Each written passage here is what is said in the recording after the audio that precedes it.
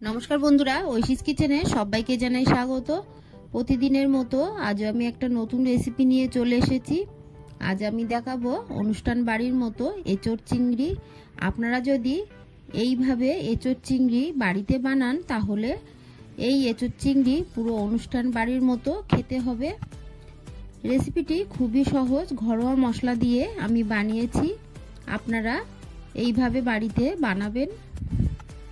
দেখুন, এখানে দুটো টমেটো নিয়েছি, আদা নিয়েছি, রসুন নিয়েছি, 3টে কাঁচা লঙ্কা, আর এখানে একটা ছোট কুচানো পেঁয়াজ। এগুলোকে আমি মিক্সিতে বেটে নেব।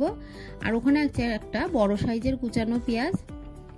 এরপর গ্যাসে কড়া বসিয়ে দিয়ে দিলাম তেল। এই তেলটাকে গরম করে নেব।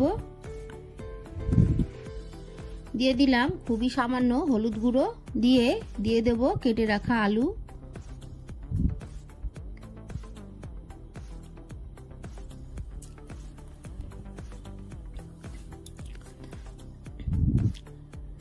আলু দিয়ে এর মধ্যে আমি আরো একটু হলুদ গুঁড়ো দিলাম, দিয়ে দেব লবণ।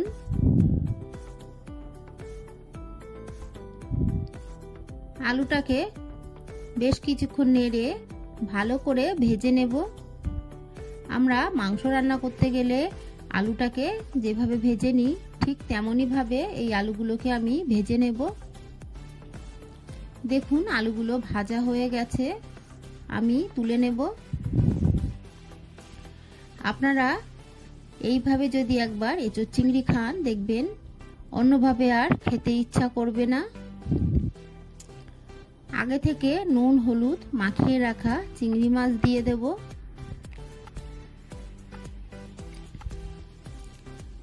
মাছগুলোকে দিয়ে বেশ কিছুক্ষণ নেড়ে মাছটাকে ভেজে নেব।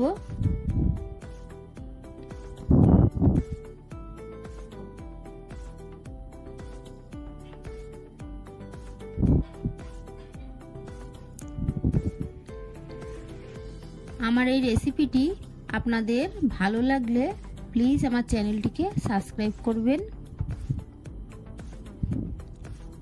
চিংড়ি মাছটাকে আমি বেশ কিছুক্ষণ ভালো করে নেড়ে ভেজে নিলাম। তবে খুব কড়া করে কিন্তু চিংড়ি মাছ ভাজবো না। বেশি কড়া করে চিংড়ি মাছ ভাজলে শক্ত হয়ে যায়।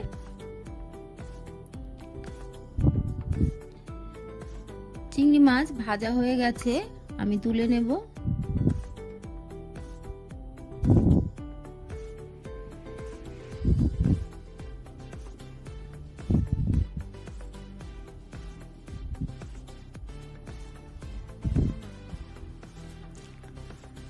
এই তেলের মধ্যে আমি এঁচোড় দিয়ে দেব। এঁচোড়গুলোকে আমি একটু ছোট ছোট করে কেটেছি। আপনারা আপনাদের পছন্দ মতো কাটবেন, বড় করেও কাটতে পারেন। প্রথমে আমি কিছুটা এঁচোড় দিয়ে দিলাম, দিয়ে দেব লবণ। এরপর দিয়ে দেব হলুদ গুঁড়ো। ভালো করে নেড়ে নিয়ে এঁচোড়টাকে ভেজে নেব। এইভাবে আমি বেশ কিছুক্ষণ এঁচোড়টাকে নাড়তে থাকব। নেড়ে এঁচোড়টাকে আমি ভেজে নিয়েছি, তুলে নেব। এঁচোড়গুলো তুলে নিলাম। এই তেলের মধ্যে বাকি এঁচোড়গুলো দিয়ে দেব। বাকি এঁচোড়গুলোকে দিয়ে একইভাবে এর মধ্যে আমি আরো একটু লবণ দিয়ে দিলাম আরো একটু হলুদ গুঁড়ো দিয়ে নেড়ে ভালো করে ভেজে নেব।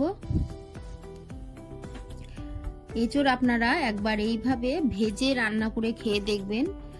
অনুষ্ঠান বাড়িতে কিন্তু এঁচোড় এইভাবে ভেজে তারপরে রান্না করে।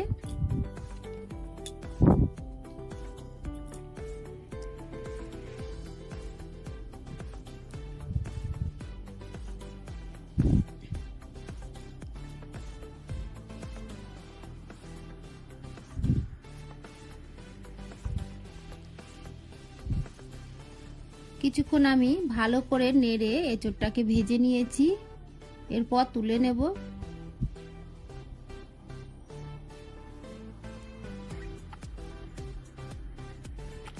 সব এঁচড় আমি তুলে নিলাম।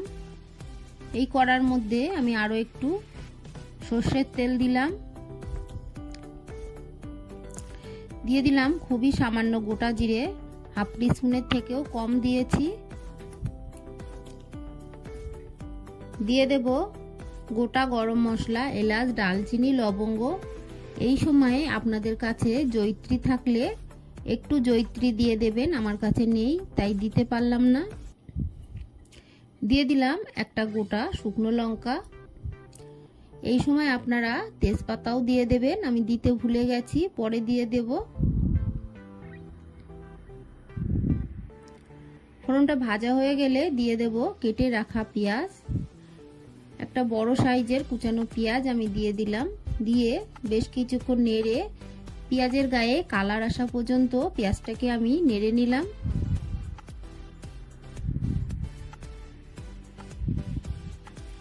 পেঁয়াজটা ভাজা হয়ে গেছে। এই সময় এর মধ্যে আদা, রসুন, কাঁচা লঙ্কা, পেঁয়াজ বাটা দিয়ে দেব।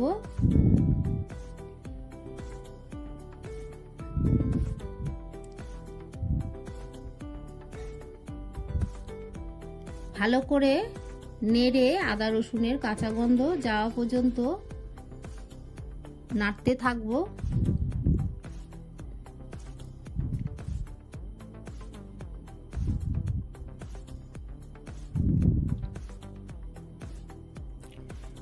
আমি বেশ কিছুক্ষণ এইভাবে নেড়ে নিলাম।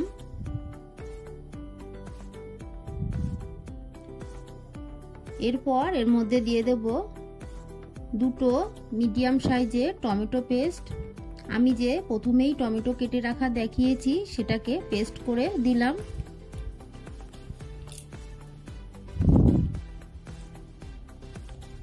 বেশ কিছুক্ষণ এইভাবে আমি নেড়ে নেব, টমেটোর কাঁচা গন্ধ যাওয়া পর্যন্ত ভালো করে নাড়তে থাকবো।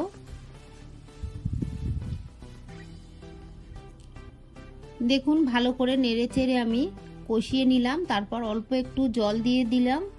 গ্যাসের ফ্লেমটাকে লো করে দিয়েছি। দিয়ে এর মধ্যে দিয়ে দিলাম হলুদ গুঁড়ো, দিয়ে দেব হাফ টিস্পুন ধনে গুঁড়ো, দিয়ে দেব লাল লঙ্কার গুঁড়ো, এরপর দিয়ে দেব কাশ্মীরি লঙ্কার গুঁড়ো, দিয়ে দেব জিরে গুঁড়ো, সবশেষে খুবই সামান্য লবণ দিলাম। যেহেতু আমি এঁচড়, আলু, চিংড়ি মাছ সবকিছু ভেজে নেওয়ার সময় লবণ দিয়েছি, তাই লবণের পরিমাণটা এখন আমি বেশি দিলাম না। দেখুন দুটো তেজপাতা দিয়ে দিলাম, আমি আগে ভুলে গেছি, তাই এই সময় দিয়ে ভালো করে মশলার সঙ্গে কষিয়ে নিলাম। তারপর ভেজে রাখা সবগুলো একসঙ্গে দিয়ে কষিয়ে নিয়ে জল দিয়েছি। এটা আমার অফ ক্যামেরায় হয়ে গেছে, প্লিজ আপনারা কিছু মনে করবেন না। আমি ঢাকা দিয়ে বেশ কিছুক্ষণ ফুটিয়ে নিলাম। আবারও বলছি, মশলাটাকে ভালো করে কষিয়ে নিয়ে ভেজে রাখা এঁচড়, চিংড়ি মাছ, আলু মশলার মধ্যে দিয়ে কিছুক্ষণ নেড়ে নিয়েছি। তারপর জল দিয়েছি। অফ ক্যামেরায় এটা হয়ে গেছে, প্লিজ আপনারা কিছু মনে করবেন না। ভালো করে নেড়ে আবারও ঢাকা দিয়ে বেশ কিছুক্ষণ আমি ফুটিয়ে নিলাম। কালারটা দেখেই তো বুঝতে পাচ্ছেন এটা খেতে কতটা সুস্বাদু হবে। ঢাকা দিয়ে দিয়ে এঁচড়টাকে আমি সিদ্ধ করে নেব। এরপর আমি দিয়ে দেব হাফ টিস্পুন চিনি। মিষ্টিটা আপনারা যেমন খান সেই মতোই দেবেন। দিয়ে ভালো করে নেড়েচেড়ে নিয়ে আবারও কিছুক্ষণ আমি ঢাকা দিয়ে ফুটিয়ে নিলাম।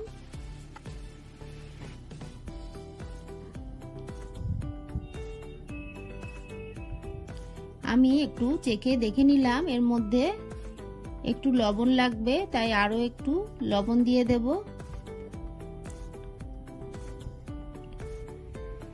লবণ দিয়ে ভালো করে নেড়ে আরো একটু ফুটিয়ে নেব।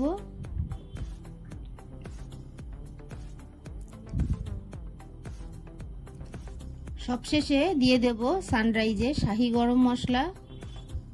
আপনাদের বাড়িতে যেই গরম মশলা থাকুক সেটাই দেবেন।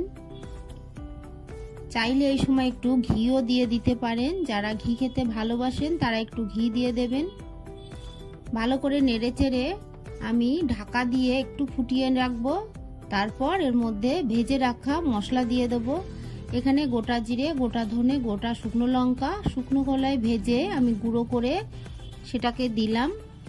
এরপর গ্যাসের ফ্লেমটাকে আমি অফ করে দেব। আমার এই রেসিপিটি আপনাদের ভালো লাগলে প্লিজ আমার চ্যানেলটিকে সাবস্ক্রাইব করে পাশে থাকা বেল আইকনটি ক্লিক করে দেবেন, তাহলে আমার নতুন ভিডিও নোটিফিকেশন আপনাদের কাছে পৌঁছে যাবে।